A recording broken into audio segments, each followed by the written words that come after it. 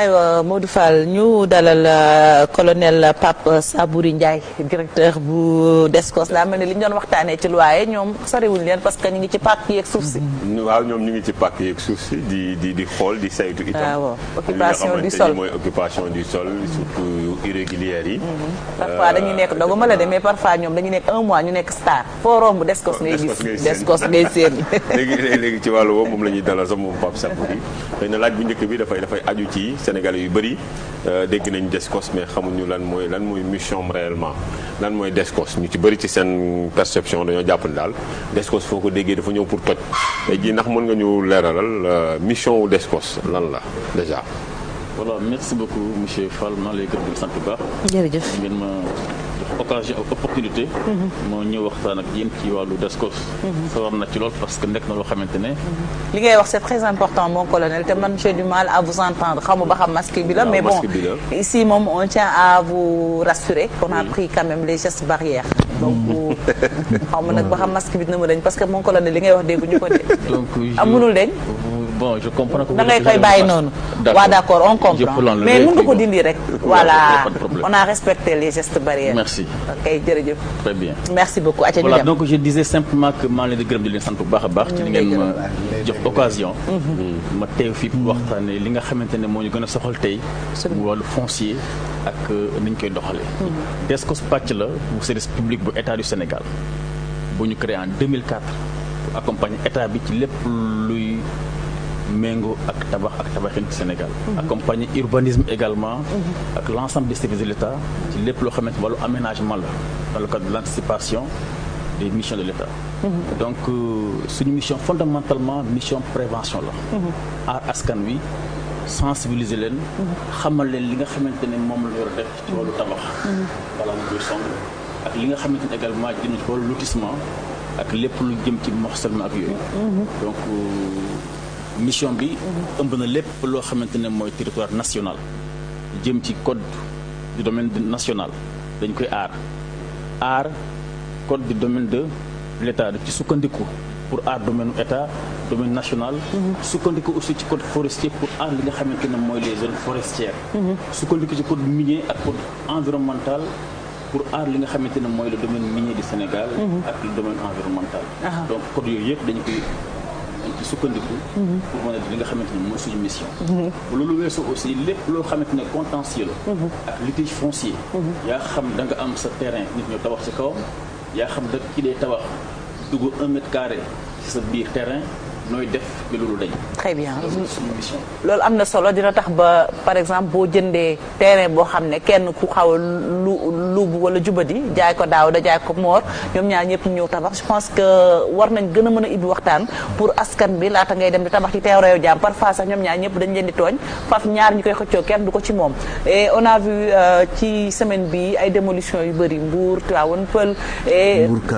bëri na quand même ay diwaan lan moo waral lu mel noonu ba ñu àgg foofu ñàkk ñëw ci Descos la wala ñàkk waxtaan lan moo waral. waaw en fait loolu boo gisee lu ko waral mooy bëgg dëkkuwaay. te xamoo nooy def ba am dëkkuwaay mucc ayib te loolu c'est très important. dama yaakaar nit ki tey boo jënd suuf pour sa avenir bopp ak sa avenir njaboot wax nañ léegi affaire location de métier. dëgg la de Sénégal ak li ci daj yëpp. xoolal kër gi ci koccal. nag ba am as tuut. bëgg foo tabax kër vraiment boo koy tabax war ko def foo xamante ne la wóor ne fii kat fu mucc ayib laa ko def te ëllëg si biir suma njaboot danañ ko mën a jëriñoo loolu moo tax ñuy wër di sensibiliser di ubbi ay brigades un peu partout di yaatal waxtaan wi ak population yi pour ñu xam ku ci nekk boo jënd terrain tey na war a def ba terrain boobu nekk loo xamante ne du am benn problème parce que dafa métti lool nga jënd terrain ñu nax la nga tabax ko fekk fa nga koy tabax war ko fa taw parce que c'est une zone boo xam ne day taa ndox wa ilaa kala ko jaay mu la jaay ca mbedd ma wala jaay la jardin public wala dem sax jëlee fu jàmbur titre foncier jàmbur dem dagg ci ak tuut jaay la ko loolu boo ko defee dëgg na yàlla mu jëntal ba du neex la cay tegu mooy yu mel nii soit ñoo koy defal suñu bopp yi nga xamante moom lañu loi jox ci ay trop soit ki nga ko seqal dana yóbbu tribunal ñu daan la ba pare ordonné jox huissier document bi mu ñëw des ko pour mu dem ci brigade gendarmerie bu ko neex ñu exécuté sentence bi tëj kër gi. ci leeral doguma la colonel mais histoire Mbourkat bi bëggoon nañ mu gën a leer ndax gis nañ ni ay njaboot yoo xam te ni Descos dem na fa toji kër ñu gis ni également président de la République ci campagne présidentielle yi ñu jëgmal diggoon na leen ni képp ngi fa am tabax kër ci foofee ñoom danañ lañ ko bàyyee maanaam ci askan wi seen bopp mën a leer lu waral toj yooyu foofee ci Mbourkat ak digg yi nga xam te ni président diggoon na ko. voilà Mbourkat ñoo fa demoon sur appel de l'autorité administrative parce que suñu mission aussi bokk na ci assister autorité administrative wala assister collectivité territoriale mooy communes yi ci wàllu saytu suuf ak doxal lépp li nga xam ne moom la réglementation bi santaane Mbourkat il faut ma xuus ci bu baax a baax pour mu leer ci bopp askan wi parce que coow lu bëri na ku nekk yaa ngi ko bëgg sa cheval de bataille wax faj ci sa soxla utiliser ko comme arme pour régler ay problèmes Mbourkat c'est très simple Mbourkat c'est un quartier boo xam ne ngu taxawu ci départemental 701 boo jógee Thiès di dem Sindia wala nga bëgg a dem Mbour mooy pàcc bi nga xam ne mooy jeexal Mbour te féete ci sa loxo ndeyjoor booy dem zone boobu en 2017 président Macky Sall dafa promettre sur la demande des populations dañ koy régulariser pourquoi ñu koy régulariser parce que Mbourkat état en 2006 service technique dañu defoon lotissement pour les populations mais bi ñu koy appliquer les gens se sont rendus compte que y a une partie boo xam ne dafa empiété ci forêt classée dafa bokk ci domaine national mais décret moo ko tënk boo xamante ne kenn mënu cee tabax kenn mënu cee autorisation de construire bi ñu ko xamee nag lañ attention ñi nga xamante ne seen i kër dañu empiété ci forêt classée bi il faut ñu xaar ñu ay pexe ñu utal ay këyit pour seen situation mën a régulière mu xaw a yàgg loolu nag mu nekkoon seen njàngat ñu jooytu ko président de la République mu ne leen dinaa ko faj sur le champ mu jox gouverneur de Thiès instruction ne ko déclasse seulement une partie de la forêt classée de Thiès pour que ñi nga xamante ni ñoo dëkk fii te amaguñu ak kayit te administration tegoon leen fi ñu mën a am ay dëkkuwaay yu leer loolu mu waral mbir mi mais comme ni ñu ko waxee rek loo gis à chaque fois bu état amee ay projet wala mu junj as mbir rek nga gis ñu dugg as porox ndol tuuti jaxase affaire bi. mon colonel nga baal ma man jàpp ma ni mbiru Mbourkat dafa yomb du lu simple pour man parce que ñooñu dañ fa dëkk lu yàgg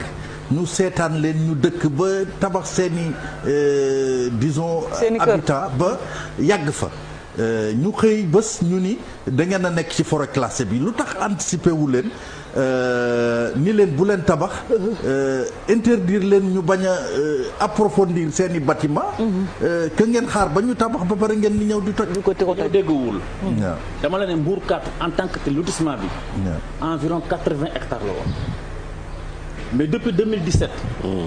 te ñooñu taxuñu woon jóg ñi nga xam ne dañu nekkoon ci lotissement bi nga xam ne administration moo ko autorisé woon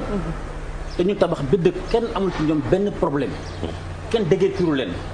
mais ñi nga xamante ne ñoo ci dugg te bokkuñ ci ay promoteur immobilier profito xaabaabal di dagg jën di jaay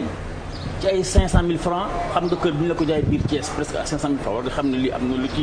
ci rax ñooñu nag ñoo dem dagg mbedd yi dagg lépp commencé dagg garab yi di fàq di dëkk di tabax ñooñu nag depuis presque 3 ans. mais li tax ñu seetaan ñooñu. non seetaanuñ leen de tout le temps muy préfet muy gouverneur ñëpp nag di sensibiliser Descos en tant que tel am nañu antenne bu nekk en Mbour dañu obligé jël benn élément boo xam ne dafa mujj sax basé wu à Thiès pour mën a saytu tabax yu nga xam ne dañu koy def te méngoowul ak li nga xamante moom la ko urbanisme santaane code de l'urbanisme mais xam nga sénégalais bu bëggee def as mbir ñoo def mu réussir ko mooy lan dañuy utiliser ay temps de nuit temps yoo xamante ne c'est des temps de congé ay jouru gàmmu ay màggal ay tabaski mais di tabax di profito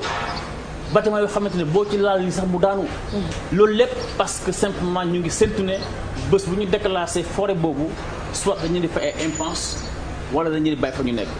seen slogan xam ngeen ko nañ tabax rek bu ñu paree mu am ci mu pexe soit dañuy bàyyi fi ñu nekk wala ñu fay ñu te loolu nag moo fi war a jeex boo demee tey Mbourkat la plupart ci construction xam dañ leen dindi muy ay fondation ay début de construction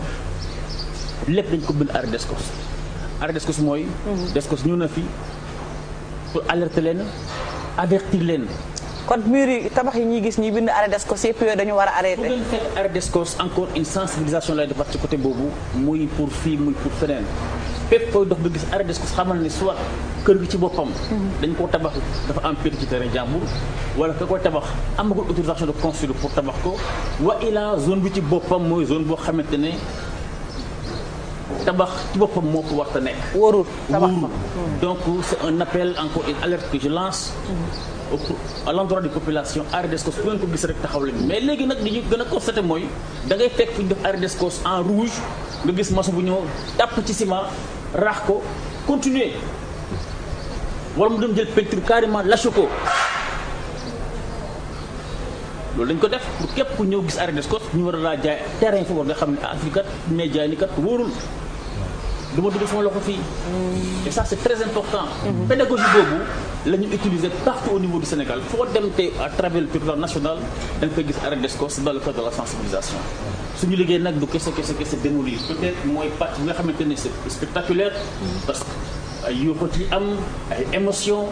voilà chacun veut en faire son cheval de bataille mais li muy liggéey yaatu na yaatooy boo xamante ni je pense que amal na Sénégal njëriñ bu baax a baax a baax a baax mais colonel ci foofu c'est en droite ligne de question mortale bi parce que gis nañu par exemple lu mel ni Cité Tobago noonu la demoon dañ ko démoliroon boo gisee ay Tivaouane Peulh gis nañ lu mel noonu nga gis tey Mbourkat est-ce que yéen à titre préventif mënu leen def lu nga xamante ne du ngeen bàyyi nit ki ba muy tabax ba muy dem bay raser ba commencé dëkk ngeen doog a démolir est-ce que su commencé teg brique rek wala mu commencé teg fondation rek ngeen mun a intervenir que mu arrêté nga xamante ne vous serez pas obligé de déployer moyens yi ngeen di déployer léegi pour démolir moom également du ñàkk xaalis bu nga xamante ne après dafay nekkaat après di amateur toute la mais loolu moo tax sa analyse bopp mënoon ne nañu fexe respect li nga xam ne mooy code de l'urbanisme c'est très simple képp ku bëgg a tabax amal këyit boo ne ne fi ngay tabax yàqu moom képp kuy tabax war nga am autorisation de construire boo nee administration moo la autorisé nga construire loolu moo gën a simple ngay wër-wërlu ak nit ñi di dox dàqe tey li lay war a soli boo commencé fondation ñu bind la arrêt d'escos mais waratoo avancer déjà code loo war a def bu ñëwee ba fal arrêté da nga war a dem ci yoon te la jaay terrain lan nga war a def en fait nga xam ne ñoo ko bind nga laaj leen lan moo tax ñu bind ko d'accord ñu leeral la ñu ne attention kat dañ ñoo fekk say maçon ñu tabax te gisuñu kenn boo ne li ngay def war nga ko def dañuy am autorisation construire aussi mais moom ñu ko am mais ñu ci bëri dañuy am autorisation construire mon colonel loolu mooy problème bi même boo ko amee loi dafa ne autorisation de construire bi plan bi nga xamante ni moom la ñu approuvé urbanisme bi ci cachet da nga ko war a bàyyi ci chantier bi ak arrêté bi nga xamante ni moom la préfet signé wane ne lii kat mën nañ ko opposer administration bu ñëwee pour contrôler dañ ko war a fekk sur le terrain da nga war a tax un panneau article 374 du code de l'urbanisme pacte réglementaire da ko digle avant ngay commencer utal sa pancarte bu yaatu nga def ci numéro autorisation de construire bi date bi ñu la ko jox ak date d'approbation bi ñun bu ñu ñëwee fekk loolu ci chantier bi amul ci yoo soxla dañ koy photographier dem vérifier ji ko suñ base de données mais bu ñëwee sa chantier nag même boo amee autorisation en bonne et due forme te fekk ñu ko fa pour ñun amuloo ko dañ lay bàyyil arrêt d'escos bàyyi fa sommation bàyyi la fa convocation ne la nag jox nañ la délai pour nga ñëw wan ñu ne li ngay def loi moo la ko autorisé. très bien mais mon colonel baal leen ma laata ngay egsi foofu ki nga xam ne moom moo borom pàkk bi nan la war a def ba xam loolu yëpp avant muy tabax parce que nga commencé sa fondement ñu defal la arrêt d'escos xam nañ ne tabax dafa metti léeg-léeg nga jënd terrain wu jàmbur ci notaire ngay dem d'escos ngay dem fan ak lan ban yoon nga war a jaar ba mën a tabax te doo am benn jafe-jafe wala nga am sa pàkk te doo am problème. wax naa ko léegi d'abord avant ngay tabax amal këyit boo nee ne lii suuf si yow lañ ko jox suuf si dafa am ñaari situation ba ci ñetti situation mais suuf léeg-léeg ñu jox ko fukki nit. soit da nga dem domaine ci terrain boo xamante dañ ko lotir convenablement muy terrain domaine national ñu jox la fa affectation de parcelle à usage d'habitation maire jox la ko autorité administrative approuvé ko ñu enregistré la sur le registre foncier de la commune xam ne ku ñëw dina xam ne kii kat soxna Faty moom lot numéro 22 du lotissement par exemple de Bokhou à Diass bu amee loolu nga jël sa document boobu ut un géomètre mu dem defal le plan topographique nga dem viser ko cadastre ñu utal lu ñuy wax NICAD numéro identification cadastrale cela veut dire que numéro boobu yow képp yaa ko mën a am sur la base de données cadastrale du Sénégal mënul am ñaari numéro bu amee loolu pare nag nga ut sa architecte nga ne ko dama bëgg nga defaral ma plan bi ñu lay defaral day méngoo la fa nekk mu lay won ne fii mën nga fa tijji balcon fee mën nga fa am buntu par contre fii mën na fa am ouverture parce que boo ko defee da ngay tim kër jàmbur te laata ngay commencé même ci autorisation bi dañ ne ni balaa ngay commencé boo commencé samp sa chaise au cadastre mu vérifier bi xam exactement ndax yaa ngi ci sa 4 bornes yi nga xamante ne moom mooy sa limite terrain bu lépp yembee nag nga doon commencé construction. C'est important. taf sa panneau autorisation de construire kenn amul ci yow soxla loolu mooy benn beneen bi mooy am nga sa bail ci titre état bail jox la location dafa la ko en bonne et due forme kayit yi nga xamante ni moom la cité nii ñoom ngay présenté waat pour am autorisation de construire nga am sa titre foncier aussi voilà son naka noonu Mor colonel benn laaj boo xam ne dégg nañu honorable député ki nekkoon jiite woon groupe parlementaire bu benn bokk yaakaar Moustapha Diakhaté ak ñeneen ñu ne wax nga ko sànq yow ci seen biir prérogative wax nga démolition ñoom nee nañu DSCOS amul droit toj est-ce que ci seen prérogative yéen DSCOS war ngeen mën a toj ak ci yenn fànn ngeen war a tojee man daal vraiment dama bëgg a leer la mbir moom mu gën a leer ci bopp nit ñi parce que c'est de grands intellectuels tey ñoo xamante ne seen njàng te egg na foo xamante ne ak seen responsabilité egg na foo xamante ne lu ñu wax dañ koy gëm ñooy taxaw souvent di joxe yenn information yoo xamante ne dëgg neex yàlla lu ñun rafetuñ ko parce que toll nit ñooñu bu ñu taxawee ñu DSCOS amul droit toj yaakaar na dañu am lu ñu xaw a réeré ci mbir mi na ngeen xool code de l'urbanisme bu 2008 ak bu 2009 bii dafa nekk lu ñuy wax partie législative bii di partie réglementaire boo jëlee partie réglementaire li la jëlee article R 374 moo njëkk a commencé képp kuy tabax tafal panneau ci sa jumtuwaay 375 376 377 bi 378 ñu ne la bu fekk yaa ngi tabax ñu contrôler la fekk la ngay tabax méngoowul ak la nga xamante moom lañ la autorisé sax donte am ko autorisation le service bi nga xamante ne mooy saytu tabaxin yi muy DSCOS wala muy beneen comité boo xamante ne samp nañ ko pour def liggéey boobu am na droit arrêté la bi ba ngay am kayit bu méngoo ak la ngay def bu fekkente ne nag dañ laa yóbbu tribunal parce que da ngay tabax te war a tabax fi ngay tabax même bu fekkente ne tribunal atteegu la je suis très clair de sa dossier mu ngi tribunal li ñu naan dossier pendant en justice léeg-léeg nga gis ko ne non le dossier pendant en justice donc DSCOS waratul bouger non loi dafa ne même bu fekkee dossier baa ngay justice te arrêté nañ la arrêté wuloo DSCOS am na droit toj article 370 ñu ne la léegi DSCOS am na droit toj bépp bâtiment boo xamante ne dañ ko tabax ki ko tabax amul këyit bu wane ne moo ko moom amul autorisation bu wane ne la muy tabax bu amul sax këyit mu am autorisation en général ñu koy def duñu am këyit nga dem ci article 80 de 85 article 80 dafa ne L80 dafa ne lotissement bu ñu def te ka ko def amul autorisation yoon daan na ko 20 millions amende mën na ci tëdd 5 ans de prison wala ligne de 2 peines seulement ñu ne muy maire muy préfet muy terrassier muy promoteur immobilier képp ku ci taq yoon